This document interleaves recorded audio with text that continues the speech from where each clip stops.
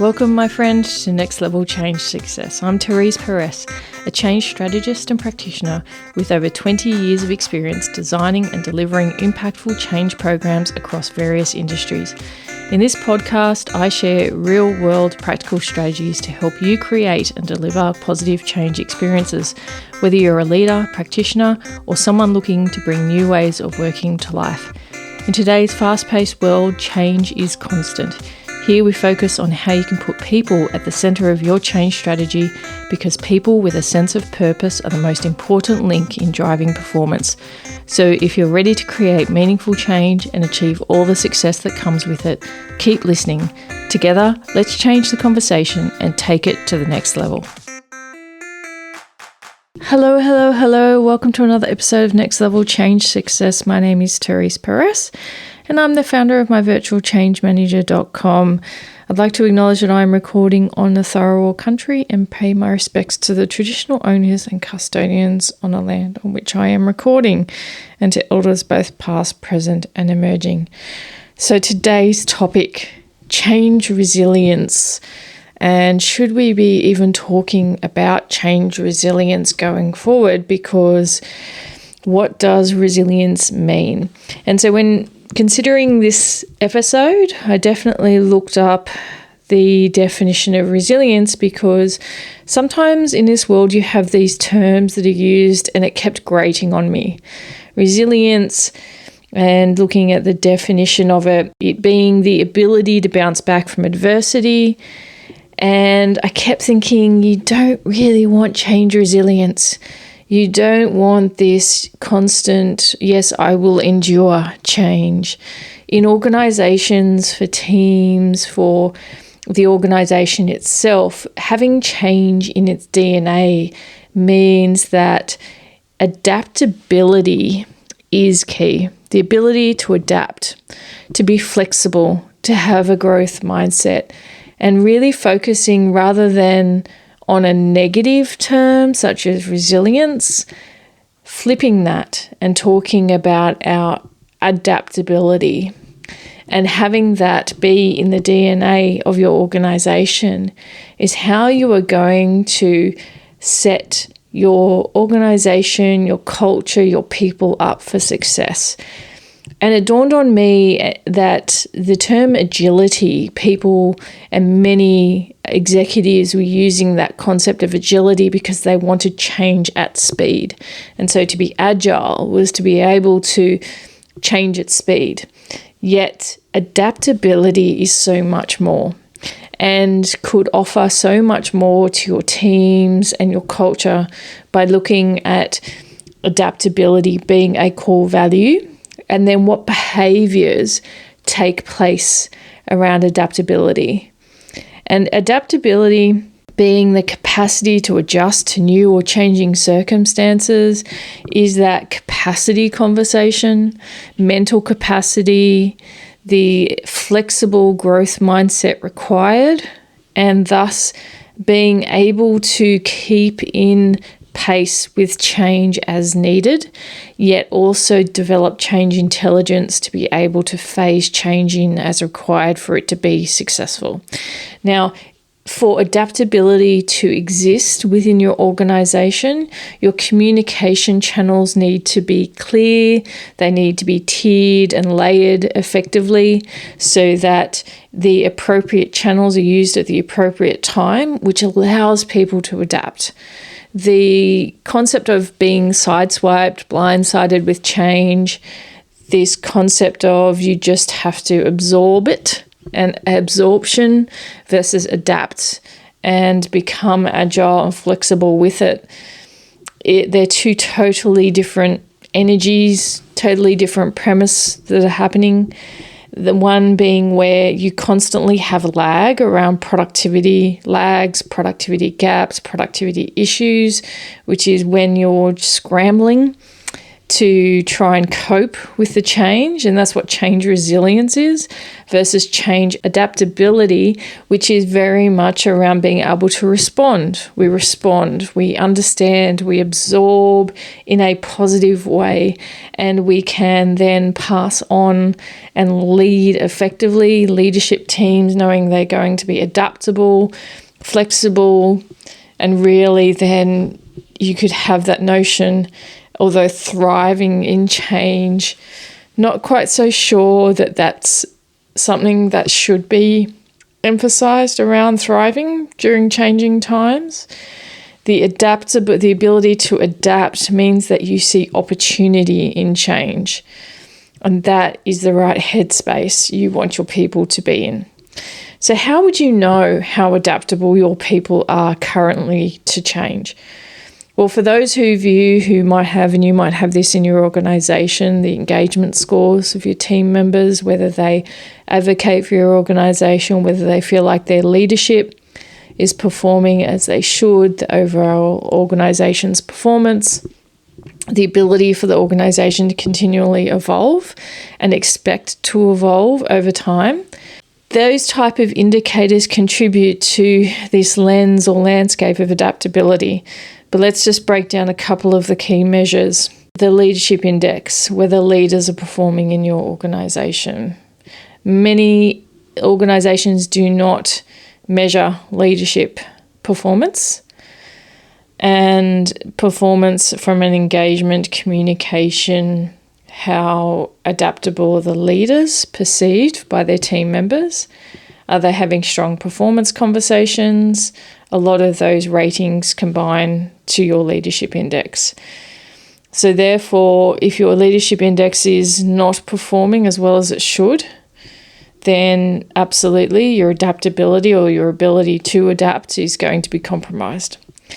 Any of your indicators regarding performance around communication and the ability for leaders to lead change, but also for the organisation to change, do they handle change well? Those type of questions in engagement surveys are key indicators around adaptability. Fixed mindset, growth mindset, whether leaders have a autocratic control, command control approach, or whether it's more collaborative, the concept around silos. If it's very siloed, you are not going to be able to achieve adaptability because it requires cross-functional collaboration, without doubt, to be adaptable. The ability to connect fast, trust each other, respond to the change and the requirements, not just deliver, but achieve what is intended with changes, improvements, how strong your organisation is in its continuous improvement, and whether that's within the DNA of the organisation, identifying opportunities, justifying, ensuring those opportunities have tangible benefits, delivering and realising those benefits, adaptability, all within a short period of time will provide you with adaptability indicators. So they're just some areas you may already have been measuring.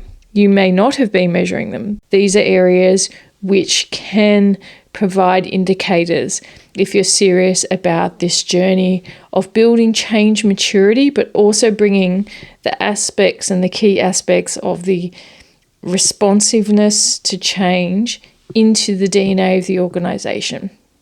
Most organisations at this point, because of a very typical response to performance requirements of change leadership, get an uplift for 3 years, and then that leader might move on, the teams that they've brought across might move on, so almost like a 3-year short-term cycle versus an ongoing improvement in performance, commitment to improving service to clients, customers, whatever that landscape might look like for an organisation.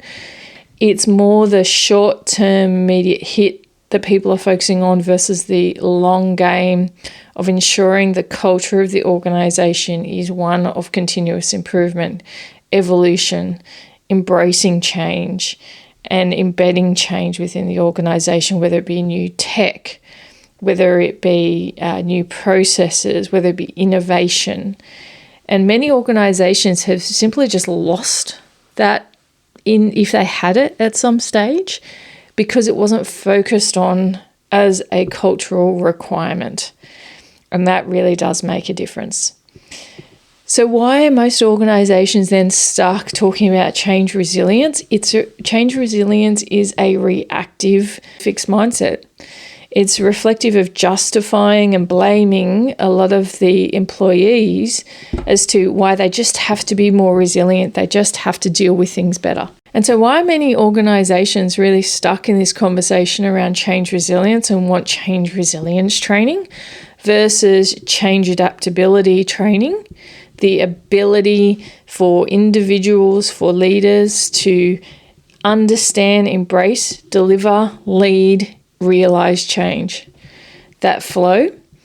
The reason why most organizations look at resilience is because there's so much deficit thinking and reactive thinking in organizations who struggle with performance. And so the immediate response will be, well, let's look at change resilience.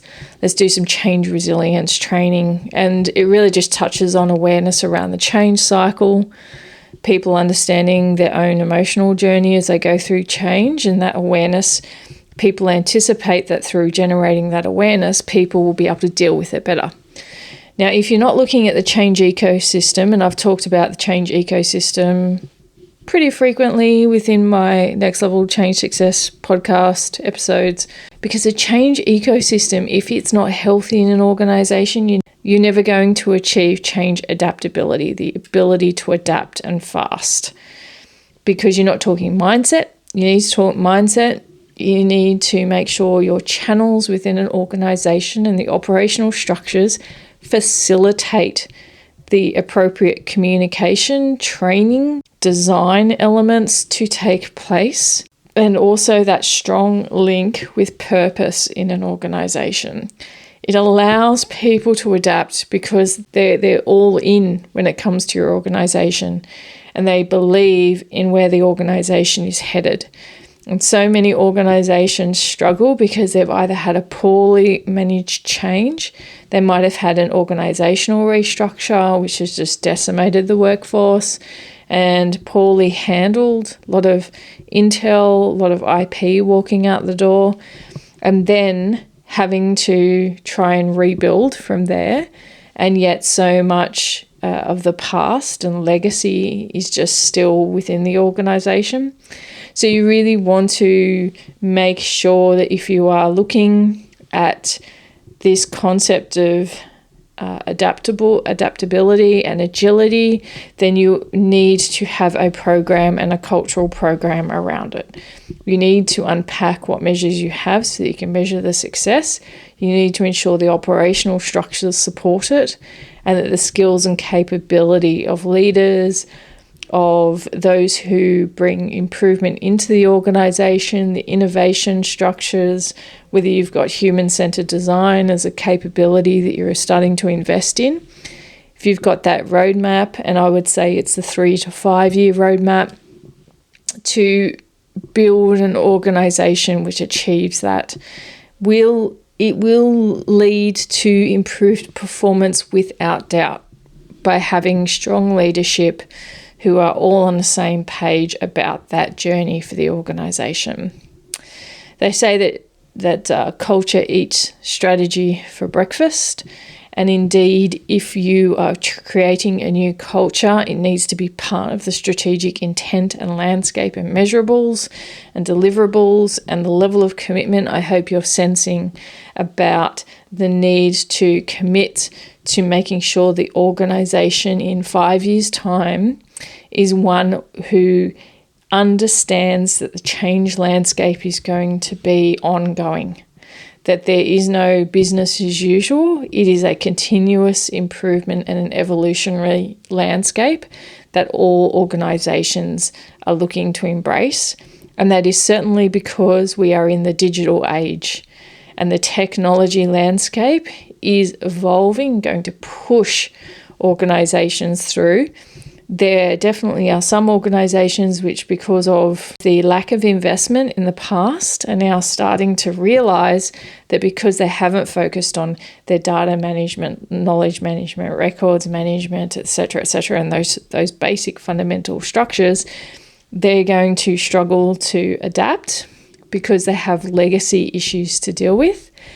But also change and focusing and committing to change adaptability means that these issues need to be leaned into and resolved. Someone has to make the call, make the investment, and get the right talent around the table from a leadership perspective to work that through. So I challenge, do not talk about change resilience in your organisation. Talk about change adaptability. Are we adaptable enough? Are we agile enough in our response, or are we reactive? Are we in the reactive end of the spectrum? And really focus on the vision and the commitment at leadership level on what it looks like to be a change adaptable organisation, to be able to flex when needed, to be able to respond rather than react, and then what structures, behaviours, ways of working need to change so that forward movement can happen and happen fast. I hope you enjoyed the episode. I hope it's given you some thoughts. This is next level change success, and this is definitely the next level of thinking, the forward thinking that will be required. We're sitting here, in May 2025, and we have come through some of the biggest changes in the world that we've ever had to experience, and yet we're still holding on to old ideology, and change resilience is an old ideology that needs to evolve. So I hope it has helped somewhat and got you thinking about how that language and negative and deficit thinking is probably not serving your organisation or your team members, and changing that narrative and discussing it and thinking we should take a strengths-based approach, because people are resilient anyway, because they're showing up to organisations where there isn't a strong purpose, where they're turning up, where there isn't the level of respect that they would need, want.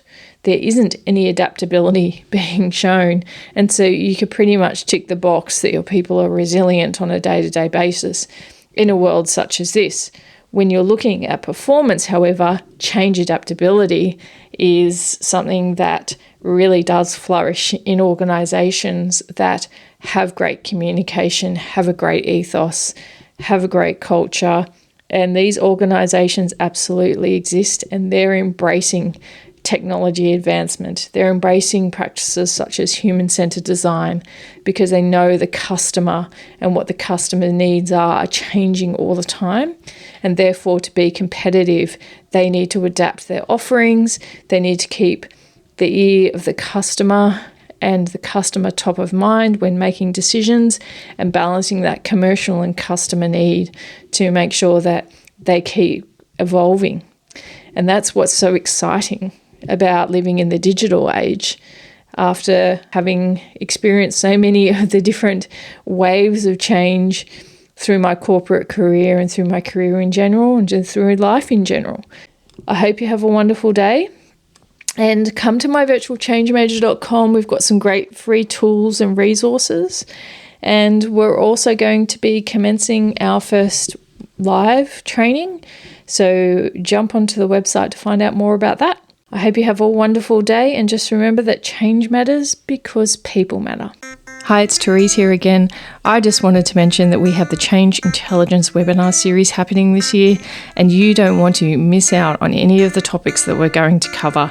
It's a live webinar series talking about change resilience, change frameworks, connected thinking, how you can change your mindset and the mindset of others, behavioural change and what that can offer.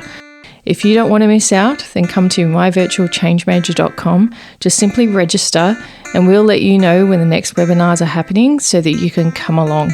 Spaces are limited, so be sure to jump across and register as soon as you can, and you'll see some of the topics that we're going to cover. I hope to see you there and to continue to work with you to create positive change experiences.